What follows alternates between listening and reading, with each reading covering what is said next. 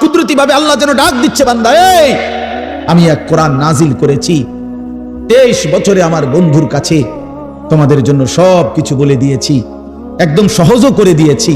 কে আছো তোমরা এখান থেকে উপদেশ নিবা? কে আছো তোমরা এখান থেকে জিন্দেগি গঠন করবা? কে আছো এখান থেকে জীবনের পুঁজি নিবা? কে আছো এখান থেকে দুনিয়ার কর্তব্য বুঝে নিবা, আখিরাতের দায়িত্ব বুঝে নিবা? আল্লাহ যেন ডাকতেছে, ফাহাল মিন মুদ্দাকির, কে আছো তোমরা? কে আছো? আসো। কোরআনুল কারীমে বন্ধু, ইয়া আইয়ুহাল্লাযীনা আমানু, হে ঈমানদারগণ, হে ঈমানদারগণ, হে মুমিনগণ, আল্লাহর কসম বাপ 89 বার, 8 9 89, মোট 89 বার আল্লাহ তাআলা আমাদেরকে ডাক দিয়েছেন, হে মুমিনগণ, হে মুমিনগণ, হে ঈমানদার। আচ্ছা, একটাবার ইনসাফের সাথে যুবক ভাই তুমি ভাবো, আর কতবার ডাকলে তোমার মালিক তুমি নামাজ পড়তে? 89 বার তোমার মালিক তোমারে ডাকছে, আর কতবার বললে তুমি সেজদা দিতে? আয় আফসোস। 80 বারের চাইতে বেশি বার আল্লাহ তাআলা বলছে, আকিমুস সালাহ, আকিমুস সালাহ, আকিমুস সালাহ, নামাজ পড়ো, নামাজ পড়ো, নামাজ পড়ো, নামাজ পড়ো, নামাজ পড়ো, নামাজ পড়ো। আর কতবার বললে বন্ধু নামাজ পড়তে? আপনারা যারা নামাজ পড়েন, নামাজ বয়সী অনেক লোক, যে মা নামাজ পড়ে না, যে বোন নামাজ পড়ে না, যে যুবক ছেলে, কিশোর ছেলে, তুমি মুসলমানের ঘরে জন্ম নিয়ে নামাজ পড়ো না, তোমার আল্লাহ তোমার কাছে জানতে চাচ্ছে। কোরআন শরীফের একটা স্পষ্ট আয়াত আছে, একটা আশ্চর্য কথা শোনো ভাইয়া। কোরআন শরীফে 29 নম্বর পারায় একটা সূরা আছে, সূরায়ে মুরসালাত। এই সূরাটার নাম কোরআনুল কারীমের, আমি বলতেছি পরে দেখলে কারো মন চাইলে, 77 নম্বর সূরা, কোরআনুল কারীমের 77 নম্বর সূরা। এই সূরাটার নাম হলো মুরসালাত। এই একটি সূরার মধ্যে 50টা আয়াত। ওই সূরাটা, এই 50টা আয়াতের মধ্যে আল্লাহ তাআলা 10 বার, মানে 10টি আয়াত 10 বার একটা কথা বলছে, বারবার একই কথা 10 বার বলছে এক সূরা। কয়বার? কি? ওয়াইলুন ইয়াউমাইদিল লিল মুকাদ্দিবিন, ওয়াইলুন ইয়াউমাইদিল লিল মুকাদ্দিবিন, হে আমার মিথ্যাবাদী নাফরমান বান্দা, শোনো সেদিন হাসরের ময়দানে তোমাদের জন্য জাহান্নাম। এই কথাইটা 10 বার বলছে এক সূরাতে। কেউরে ছেড়ে দেওয়া যাবে না, সাফ কথা মিয়া। মুসলমানের এই সন্তান আমাদের সন্তান, এরা আমাদের ছেলে। 16 বছর, 14 বছর, 18 বছরের বাপ, মুসলমানের বাচ্চা লাগাম ছাড়া এক জিন্দেগি যাপন করতেছে। মা, বাবা, অভিভাবক, এলাকার মানুষ, কারো কোনো তত্ত্বাবধান বলতে কিচ্ছু নাই। একটা মোবাইল, আর ছেলেটা নিজে জন্তু জানোয়ারের মতো জিন্দেগি কাটাইতেছে। নিজের মতো খায়, নিজের মতো চুল রাখে, নিজের মতো জামা পরে, সারা রাত উলঙ্গ ছবি দেখে, অনলাইনে লাখ লাখ টাকা জুয়া খেলে, মেয়ের পিছনে ঘুরে উলঙ্গ দৃশ্য দেখে। এটা জানোয়ারের জিন্দেগি ছাড়া অন্য কোনো জীবন হতে পারে না বেটা। এটা মানুষের বাচ্চার জীবন নয়, এটা মুসলমানের সন্তানের জীবন নয় বেটা। মুসলমান এত পাগল না, মুসলমান এত ছাগল না। আজকে আমি জুমার নামাজে যাইতেছি, আমার এলাকার বাজার, গরু বাজার, আমি নিজ চোখে দেখছি, আল্লাহর কসম আমার নিজ চোখে দেখছি, ছাগল বাজারের মধ্যে যে ছাগলটি উঠছে, ওমা 3-4টা মানুষ রূপী ছাগল একটা ছাগলটির ভিডিও করতেছে। ওইটা কি ছাগল? তোরে কি কামড়াইছে? তোরে কোন শয়তানে কামড়াইছে? তোরে তুই ছাগল উড়াস কীর্তি বলেন? একের কসম আল্লাহর, আমি নিজ চোখে দেখছি। আপনি বলেন না, ইনসাফের কথা বলো ভাই, তোমরা বলো ভাই, এটা কি? এই গরু বাজারের ছাগল, এগুলো তুই ছাগল, তুমি এক ছাগল না? তুমি এগুলো কেন উঠাচ্ছ? এতটুকু এহসাস, এতটুকু বিবেক তো থাকবে। আমি কি করছি? আমি কি করছি সারাটা দিন? সারাটা দিন এটা কি জীবন মিয়া? সারাটা দিন মোবাইল, সারাটা দিন নারী, ছবি, নাচ, গান, উলঙ্গ দৃশ্য, সারাটা রাত জিনা ব্যভিচারের দৃশ্য। হায় রে মুসলমানের বাচ্চা, হায় রে বাপ, কে তোরে আল্লাহ চিনাইবে? বাপ কে তোরে মালিক চিনাইবে? 365 দিনে, খোদার একটা বছরে তুমি কোনোদিন ফজরের নামাজ পড়ো না বন্ধু? কেউ কি নাই তোমার যে তোমার মনে করায় দিবে যে তোমার একজন আল্লাহ আছে, কবর আছে, আখিরাত আছে। আহা, মা কোথায়, বাবা কোথায়, কেউ তার প্রতি কোনো মায়া নাই।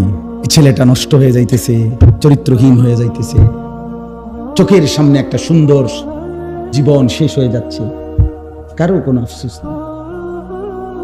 আফসোস, নারী দেখতে দেখতে, ছবি দেখতে দেখতে, বন্ধুদের আড্ডা দিতে দিতে ছেলেটা শেষ হয়ে যাইতেছে। আমরা বুঝি না বাপ, তোমাকে চেহারা দেখলেই তো বোঝা যায়, চুল দেখলেই তো বোঝা যায়, তোমাদের সুরত দেখলেই তো বোঝা যায় কয়জন নামাজ পড়ো আর কয়জন পড়ো না। বোঝা যায় না বাপ? বেনামাজি দেখলেই তো চিনা যায় বন্ধু, বেহায়া দেখলেই তো চিনা যায়, দুশ্চরিত্র দেখলেই তো চিনা যায়, অসভ্যরে দেখলেই তো চিনা যায়, নির্লজ্জ বেহায়াকে দেখলেই চিনা যায়। আহা, বহুতই আফসোস, আপনারা জানেন না এটা।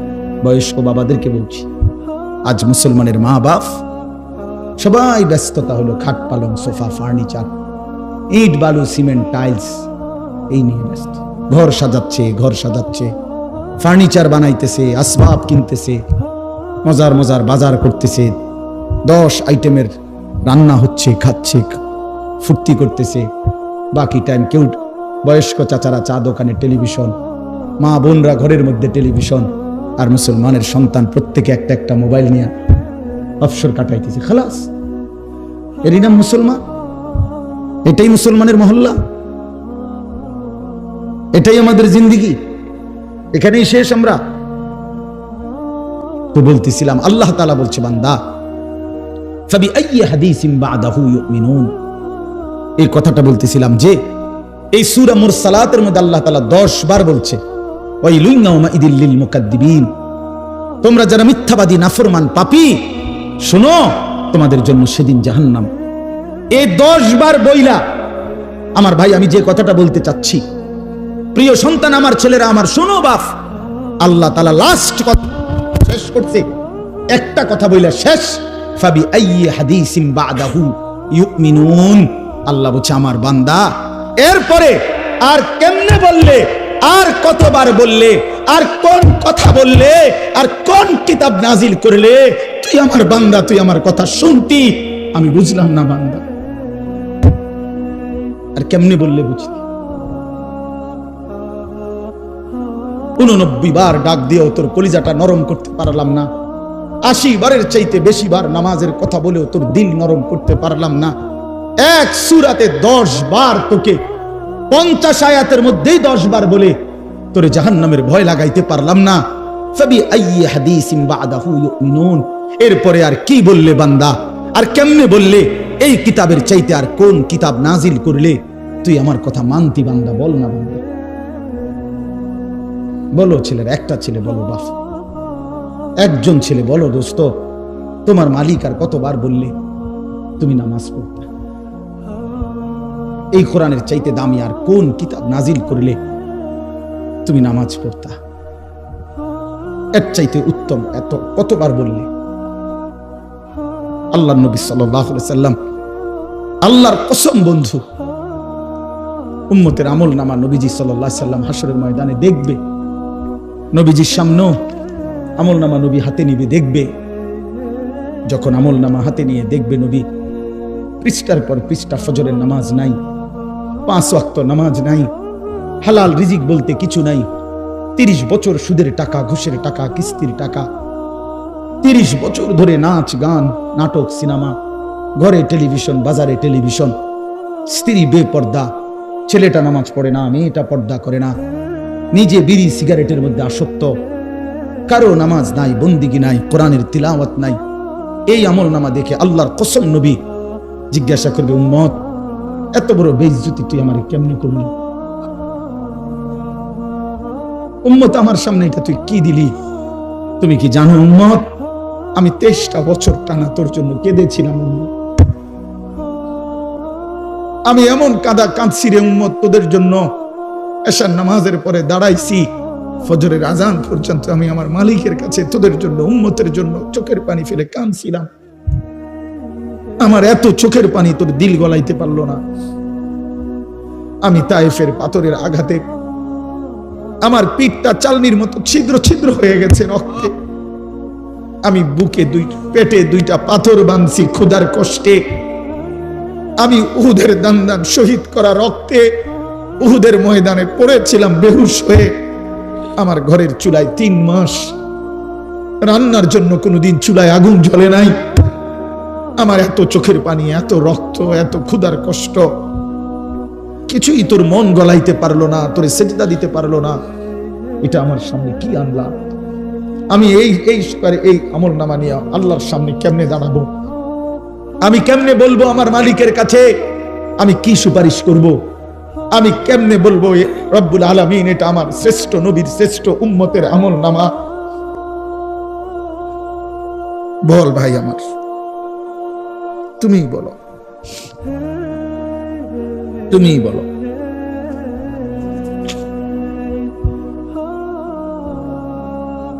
এত বিপুল পরিমাণ মুসলমান আমরা, 92% চাইতে বেশি মুসলমান আমরা, অথচ তারপরেও ইসকনের উগ্র হিন্দু সন্ত্রাসীরা আমার মুসলমান ভাইয়ের জবাই করে ফেলছে, রক্ত লাল করে ফেলছে জমিন। এতটা সাহস এই জমিনে কেমনে হলো? আমাদের ঈমান কোথায়? আমাদের হিম্মত কোথায়? আমাদের আওয়াজ কোথায়? এই জন্য দোস্ত আমার, ছেলেরা, এই বন্ধুর কথা মনে রাখো। আর যদি কোনোদিন বলতে নাও পারি তো আজ বললাম, যদি সুযোগ না পাই তো একবারই বললাম। ফিলিস্তিনের মুসলমান আজীবন রক্ত দিবে, তুমি আজীবন মোবাইল টিপবা, এটা কোনো জীবনের শেষ কথা না। রোহিঙ্গা মুসলমান আজীবন কষ্ট পাবে, আর তুমি জীবন ভর শুধু মোবাইল টিপবার এই রঙের ঘুড়ি উড়াইবা না। প্রিয় ভাইয়া, এমনটা নাও হতে পারে, এমনটা নাও হইতে পারে।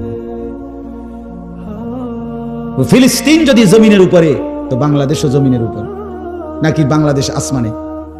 তাইলে পৃথিবীর এক প্রান্তে মুসলমান নির্যাতিত হলে, পৃথিবীর এক প্রান্তে মুসলমানের রক্ত লাল হলে, আরেক প্রান্ত আমরা নিরাপদ থাকি কেমন?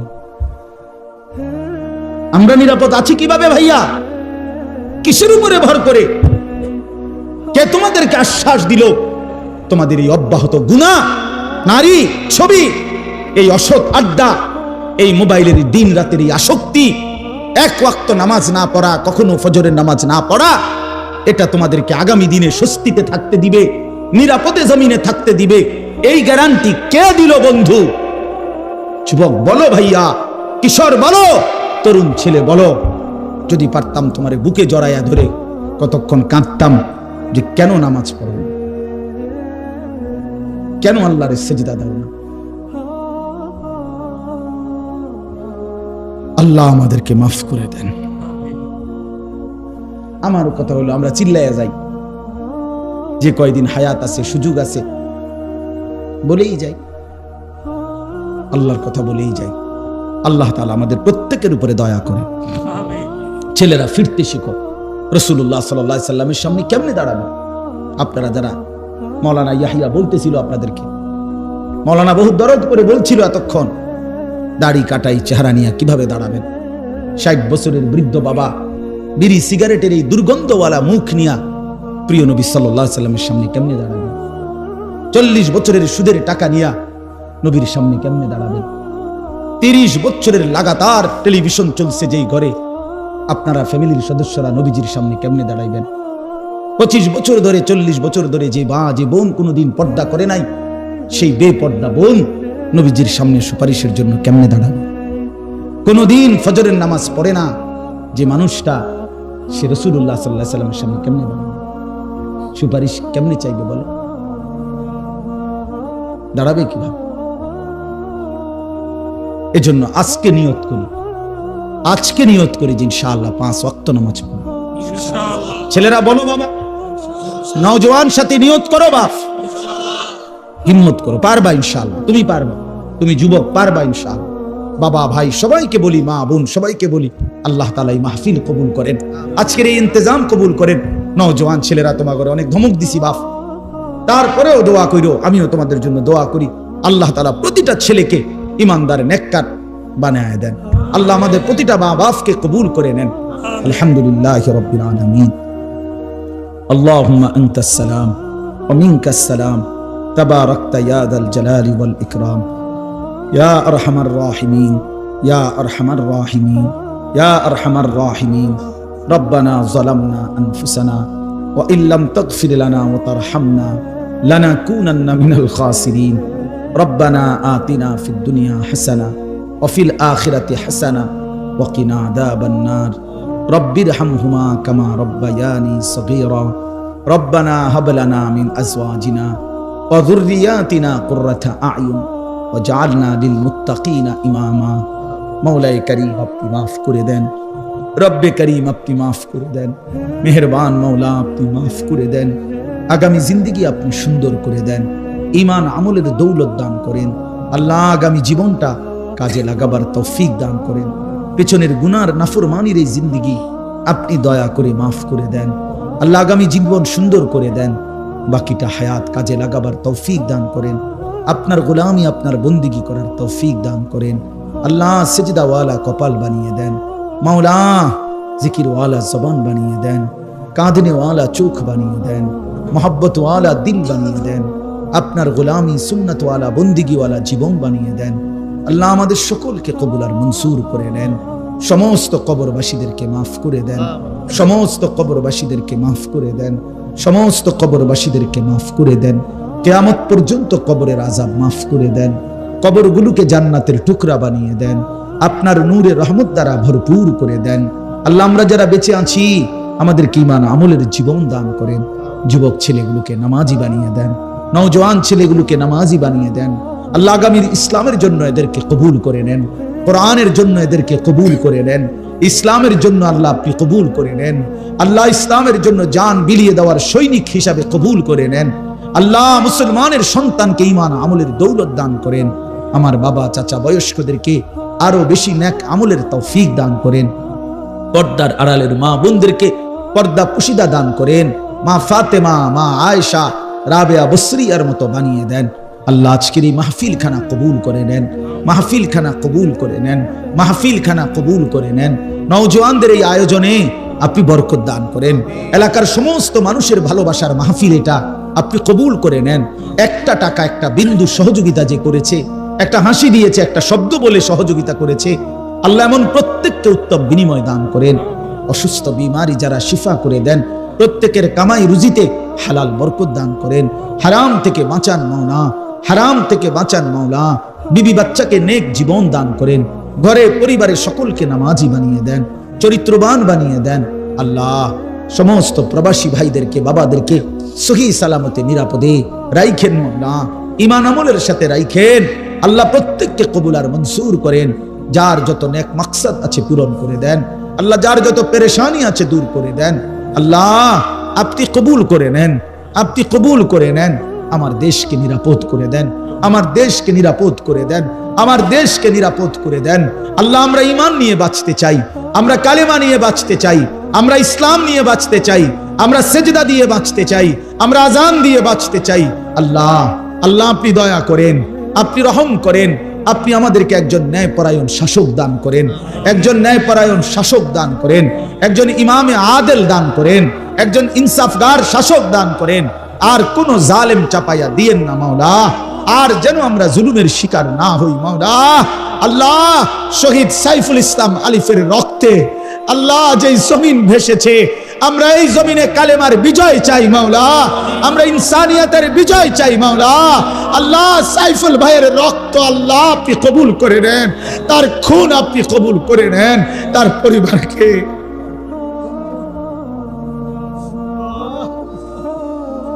আল্লাহ আল্লাহ আপনি তার পরিবারকে সবরে জামিল ইখতিয়ার করার তৌফিক দান করুন। তার এতিম বাচ্চাটাকে আপনি আশ্রয় দিয়ে দেন, পেটের সন্তানকে আপনি সহি সালামতে রাখেন। আল্লাহ ওই বোনকে আপনি আশ্রয় দিয়েন।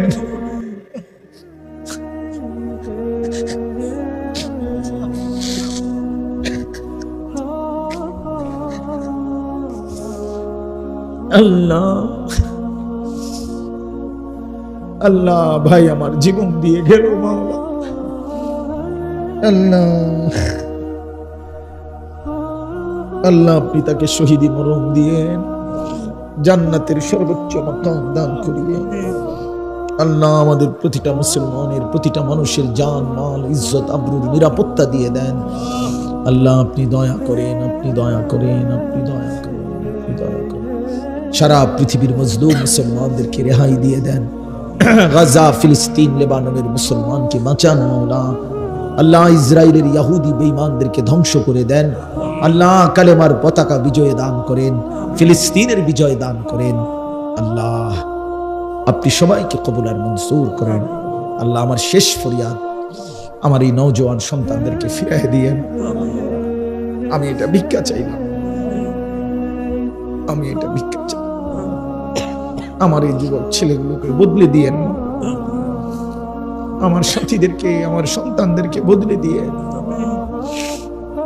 ওরা কেউ আমাদের ভাইয়ের সমান, কেউ সন্তানের সমান। রব্বির হামহুমা কামা রাব্বায়ানি সগীরা। সুবহানা রাব্বিকা রাব্বিল ইজ্জাতি আম্মা ইয়াসিফুন, সালামুন আলাল মুরসালিন, আলহামদুলিল্লাহ। আগামীকাল আমার শায়েখ আরিফ বিল্লাহ হাকিমুন নফস আল্লামা মুফতি মুশতাকুন নবী কাসিমি হুজুরের মাদ্রাসা কুমিল্লা কোটবাড়ি সুধন্যপুর। আলহামদুলিল্লাহ আপনারা অনেক সুন্দর করে মহব্বতের সাথে দিল দিয়েই বসছেন। আপনাদের এই বসাটাই প্রমাণ করে প্রত্যেকের দিলের মধ্যেই আল্লাহর কথা শুনবার প্রতি আগ্রহ আছে। মাশাআল্লাহ, এটা অনেক বড় মুবারকবাদ।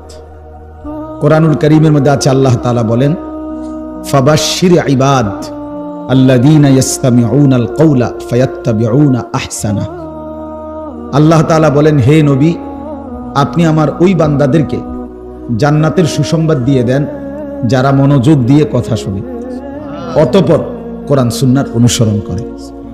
আগে তো মনোযোগ দিয়ে শুনে, এরপরে কি করে? অনুসরণ করে। আল্লাহ তাআলা বলেন তাদেরকে জান্নাতের সুসংবাদ দিয়ে দেন।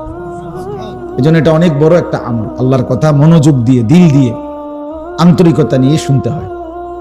কোরআনুল কারীমের মধ্যে আছে, আল্লাহ তাআলা বলেন, وَإِذَا قُرِئَ الْقُرْآنُ فَاسْتَمِعُوا لَهُ وَأَنصِتُوا لَعَلَّكُمْ تُرْحَمُونَ। যখন তোমাদের সামনে আল্লাহর কোরআন পড়া হয়, তো আল্লাহ তাআলা বলেন, তোমরা যারা শ্রোতা, তোমাদের দুইটা কাজ। এক নাম্বার ফাসতামিউ লাহ, তোমরা মনোযোগ দিয়ে শুনো। দুই নাম্বার হলো ওয়াআনসিতু, এবং একদম চুপ থাকো। লাআল্লাকুম তুরহামুন, আল্লাহ তাআলা বলেন তাহলে নিশ্চিত তোমাদের উপরে আল্লাহ তাআলার রহমত বর্ষিত হবে। কি করলে? মনোযোগ দিয়ে শুনলে। আর কি করলে? চুপ থাকলে। রহমত বর্ষিত হবে মানে কি? তাফসীরে রুহুল মাআনিতে আছে, রহমত বর্ষিত হবে মানে হলো আল্লাহ তাআলা তোমাকে আল্লাহর হুকুম পালনের তৌফিক দান করবেন, আল্লাহর ইবাদত করার যোগ্যতা দিবেন। এজন্য যে কেউ আল্লাহর কথা দিল দিয়ে শুনে, আল্লাহ তাকে ধীরে ধীরে আল্লাহর হুকুম পালনের তৌফিক দেয়। এটাও কিন্তু অনেক বড় ইহসান। আল্লাহ দয়া না করলে বান্দা আল্লাহর ইবাদত করতে পারে না। আল্লাহ দয়া না করলে বান্দা আল্লাহকে ডাকতেই পারে না। আল্লাহ যদি এই জিহ্বা না দিতেন, কথা বলার যোগ্যতা না দিতেন, তো আল্লাহকেই বা ডাকতাম কিভাবে? এজন্য আল্লাহ তাআলার তৌফিক চাইতে হয়। হাদিসের মধ্যে আছে, আমাদের প্রিয় নবী সাল্লাল্লাহু আলাইহি ওয়াসাল্লাম 5 ওয়াক্ত নামাজের পরে, ফরজের নামাজের পরেই তিনি সালাম ফিরাইবার পরই কয়েকটা বিশেষ দোয়া পড়তেন। এর মধ্যে একটা দোয়া হলো যে একটা কথা নবীজি 3 বার বলতেন।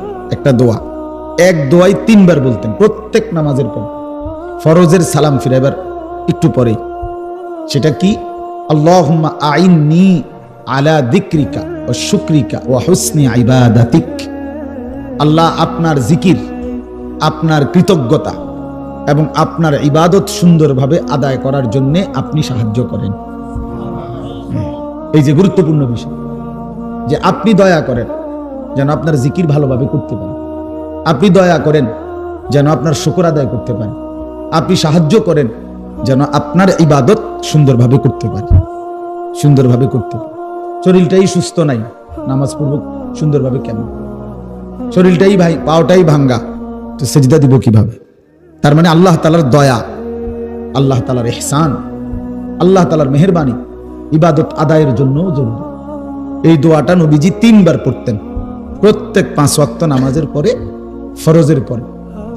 হাদিসের মধ্যে আছে, একজন বিখ্যাত সাহাবী ছিলেন হযরত মুআজ ইবনে জাবাল রাদিয়াল্লাহু তাআলা আনহু। এই সাহাবীকে নবীজি একদিন হযরতে মুআজ ওনার হাত ধইরা নবীজি ওনাকে বললেন, ইয়া মুআজ ইন্নী উহিব্বুক, আমি তোমারে খুব ভালোবাসি। সাহাবীকে বলতেছে, আমি তোমারে খুব পছন্দ করি।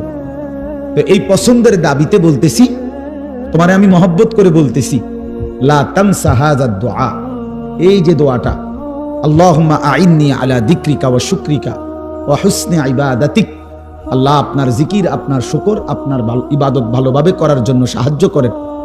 নবী নিজে ওই সাহাবীকে বলতেছেন, শোনো, তোমারে আমি খুব ভালোবাসি, তুমি এই দোয়াটা পড়তে কখনোই ভুলো না। ওই সাহাবীকে বলছে, তুমি সব সময় এই দোয়াটা পড়ো। এই তাইলে দেখেন নবী সাল্লাল্লাহু আলাইহি ওয়াসাল্লাম নিজে আল্লাহ তাআলার কাছে ইবাদতের জন্য সাহায্য চাইতেন। তো এই জন্যই বললাম, আল্লাহর কথা মনোযোগ দিয়ে শুনতে হয়। মসজিদে জুমার বয়ান, 5 ওয়াক্ত নামাজের পরেও যদি ইমাম সাহেব একটু কোনো কথা বলে, জুমার নামাজে যদি বয়ান করে, এরকম মাহফিলের বয়ান, ওলামায়ে কেরামের নসিহত, বিভিন্ন মাদ্রাসার বয়ান, ইসলাহি মজলিসের বয়ান, দাওয়াত ও তাবলীগের সাথীদের বয়ান, কোন আল্লাহওয়ালার বয়ান, যখনই করে আল্লাহর কথা বলে দিল দিয়ে শুনতে হয়, মনোযোগ দিয়ে শুনতে হয়। জনপ্রিয়তা, কারো ব্যক্তিগত একটু খ্যাতি, এগুলো ফালতু বিষয়। জনপ্রিয়তা কোনো মূল বিষয় না। মূল বিষয় হলো আল্লাহর কথার প্রতি মনোযোগী হওয়া। মনে করেন আমারে 1 কোটি মানুষ চিনে, তো আপনার লাভ কি? আমারে চিনলে আপনার লাভ কি? আমি একবার মনে করেন সারা বাংলাদেশের জনপ্রিয়, তোর কি আপনার ফায়দা কি? কথা বোঝেন নাই আমার ছেলেরা? তোমরাও বুঝতে শেখো ভাই, তোমার ফায়দা কি সেটা বলো। আমারে সারা পৃথিবী চিনলে তোমার লাভ কি? তুমি তোমার ইবাদতের কথা বলো, তোমার নিজের জিন্দেগির কথা বলো। আমারে কে চিনে না চিনে তো তুমি কি করবা? চিনলেই কি না চিনলেই কি? সবাই চিনলে আল্লাহ যদি গ্রহণ না করে, তো কুকুরের সমান মর্যাদাও না, কুত্তার মর্যাদাও না, আল্লাহ গ্রহণ না করবে। তো চিনলেই কি আর না চিনলেই কি? কোরআনুল কারীমের মধ্যে 25 জন নবীর নাম আছে। তো নবী রাসূল মোট 25 জন, কথা বলেন না? তো বাকিদের নাম কই? হাদিসের কিতাবের মধ্যে সর্বোচ্চ তারিখে, ইতিহাসের কিতাবে আরবি, একসাথে 313 জন বদরি সাহাবীর নাম আছে। আরো যদি সব মিলায় 2-4-5 হাজারের নাম সর্বোচ্চ হইতে পারে, তো সাহাবী কি 5,000? তো বাকিদের নাম? বিদায় হজ্জের মাঠে আরাফাতের ময়দানে আল্লাহ নবী সাল্লাল্লাহু আলাইহি সাল্লাম 1.25 লক্ষ সাহাবীর সামনে ভাষণ দিয়েছে। তো ওনাদের নাম কই? ওনাদের নাম তো কেউ জানে না। এই পৃথিবীতে যে কয়জন আউলিয়া কেরামের নাম কিতাবের মধ্যে আছে, এই উনারাই তো আউলিয়া কেরাম নাকি? এই কয়জনই তো সারা পৃথিবীতে। এই 1,500 বছরের ভিতরে বুজুর্গ শুধু আব্দুল কাদের জিলানী, জুনায়েদ বাগদাদি, বাইজিদ বোস্তামি, এই 3-4 জনই নাকি? তো বাকিদের নাম? বাকিদের নাম কই? নাম নাই, এরকমই বেশি।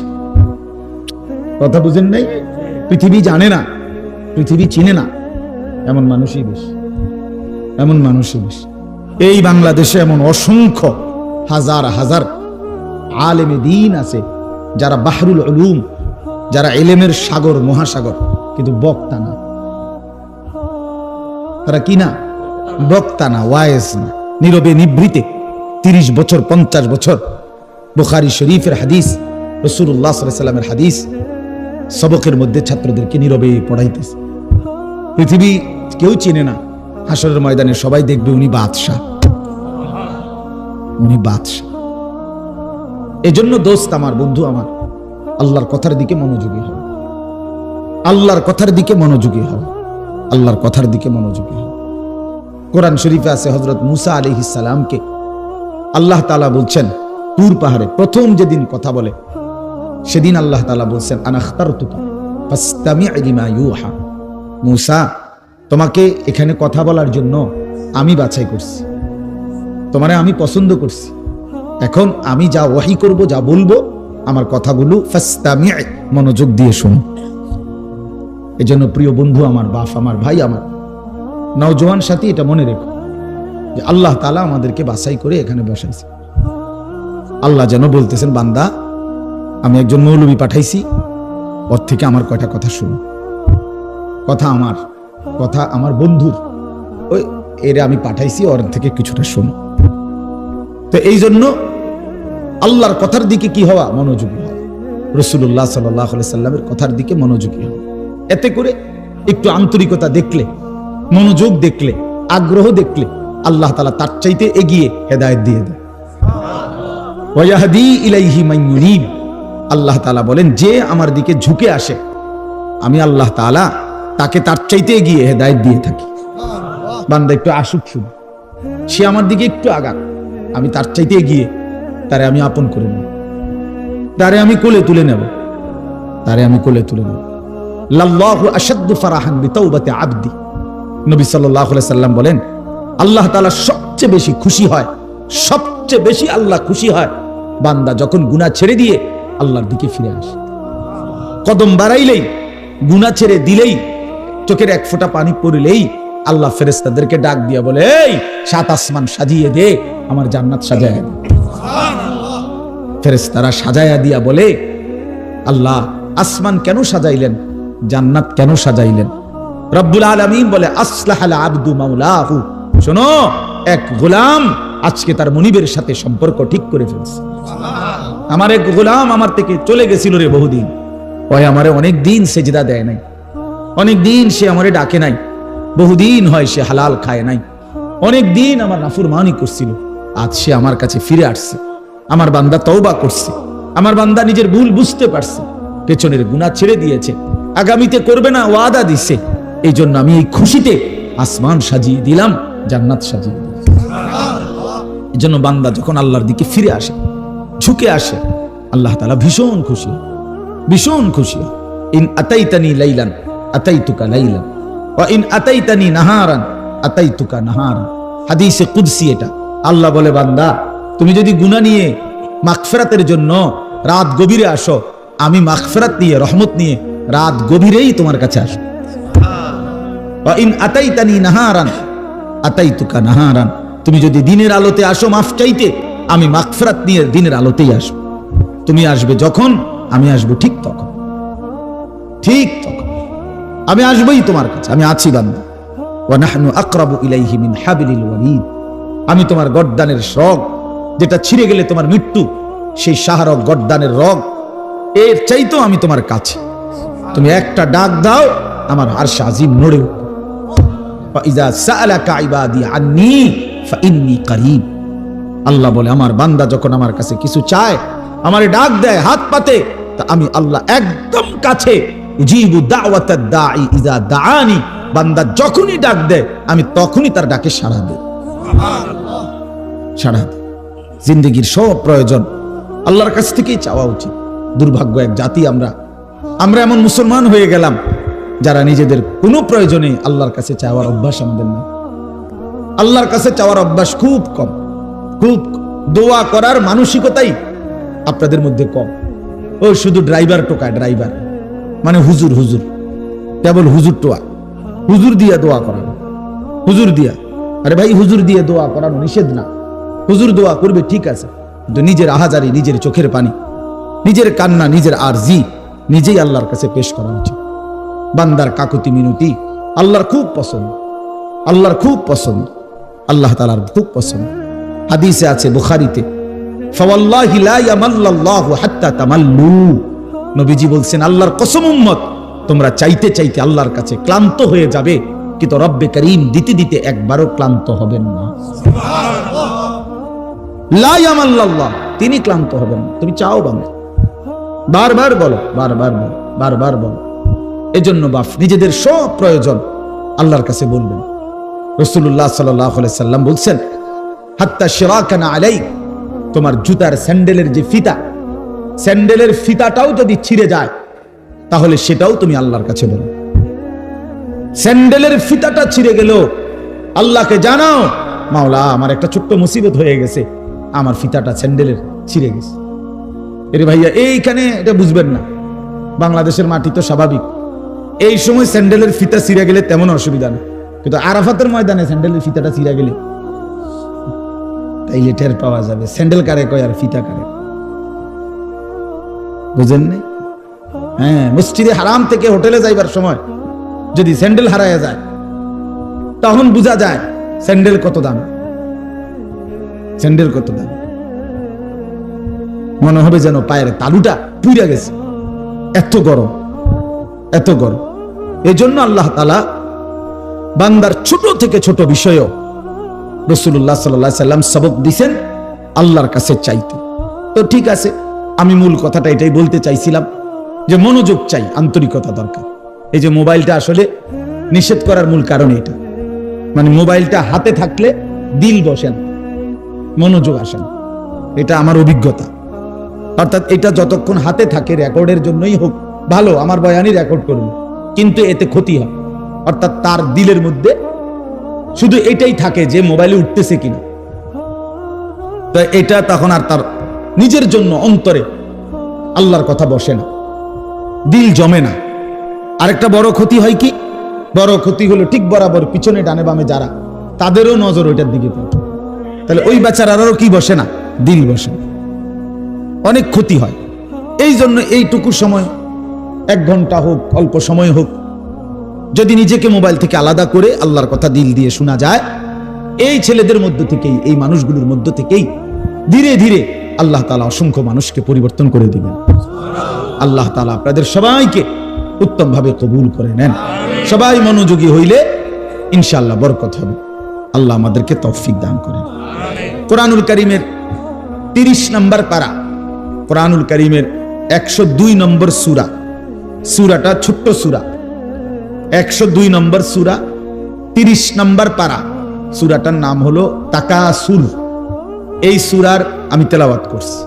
সূরাটার মধ্যে মোট 8টা আয়াত, শুধু 8 আয়াত, ছোট সূরা। ইনশাআল্লাহ অল্প একটু সময়ের মধ্যে আমি এই সূরাটার সংক্ষিপ্ত তরজমা এবং তার সাথে প্রাসঙ্গিক অল্প কয়েকটা কথা বলি। আল্লাহ আমাদেরকে তৌফিক দেন। সবাই আন্তরিকভাবে শুনেন। আবারও অনুরোধ করতেছি, ডানে বামে কথা বইলো না ভাই, নওজোয়ান ছেলে তোমরাও মনোযোগ দিয়ে শুনো বাপ, আল্লাহ তোমাদেরকে বরকত দিবে। এই সূরাটার একটা ফজিলত হলো, এই সূরার 8টা আয়াত মাত্র।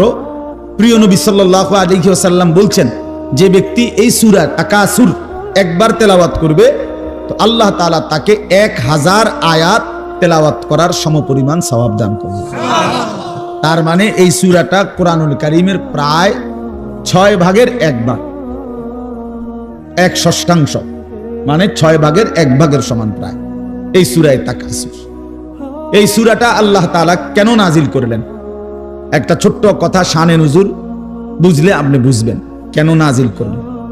রাসূলুল্লাহ সাল্লাল্লাহু আলাইহি ওয়াসাল্লামের জামানায় মক্কার সবচেয়ে গুরুত্বপূর্ণ, রাসূলুল্লাহ সাল্লাল্লাহু আলাইহি সাল্লাম উনি মক্কায়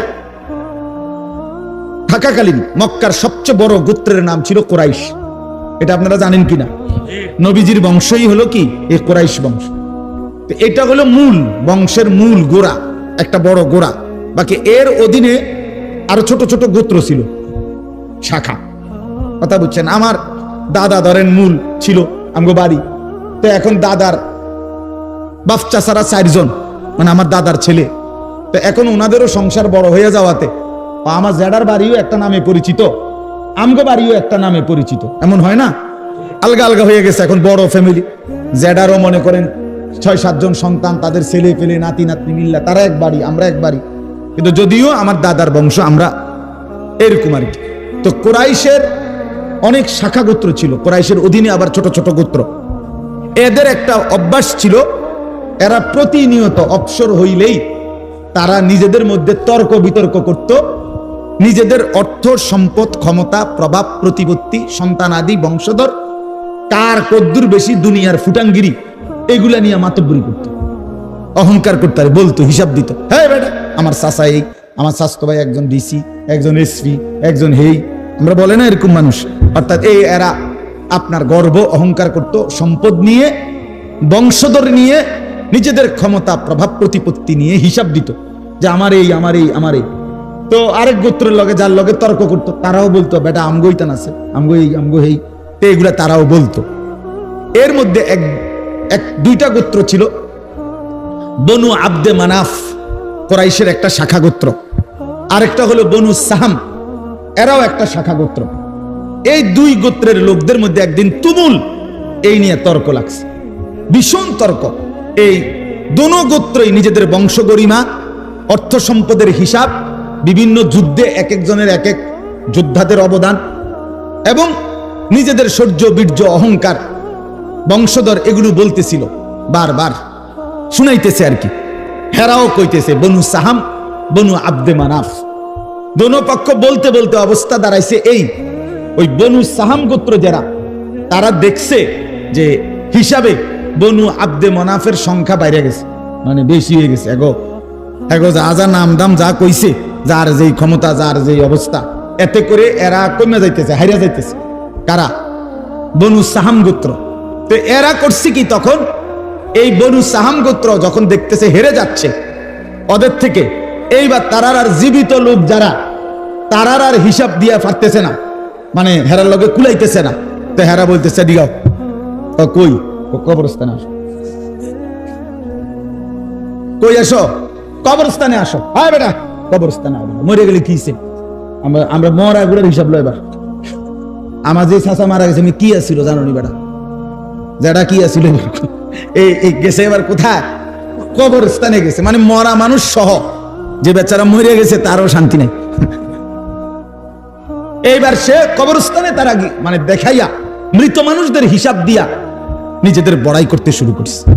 কথা বুঝছেন কিনা বলে? অথচ জীবিত শেষ করে শেষ পর্যন্ত পৌঁছে গেছে কবরস্থানে। মৃত মানুষদেরকে নিয়েও দুনিয়ার এই গর্ব, অহংকার, বড়াই, ক্ষমতার বড়াই, সম্পদের বড়াই, বংশের বড়াই, পরিবার জনজনের বড়াই, এই করতেছিল, এইটা করতেছে। এমনকি মৃত মানুষদেরকে পর্যন্ত টেনে আনছে। এই অবস্থায় তাদের এই দিবানিশির এই তর্ক, এর মধ্যে যখন এই গোত্রটা বেশি বাড়াবাড়ি করলো, মানে কি করলো, যে জীবিতদেরকে দিয়ে না ফাইরা শেষ পর্যন্ত কই গেল, কবরস্থানে গেল।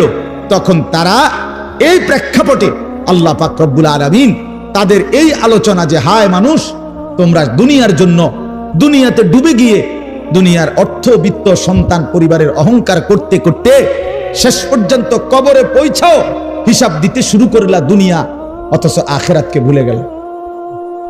নিজেদের কবর ভুলে গেলা, তাদের কবরে কি হচ্ছে তাও ভুলে গেলা, আখিরাত আর পরকালকে ভুলে গেলা। বান্দা, এটা কি করছো তুমি, কি করছো?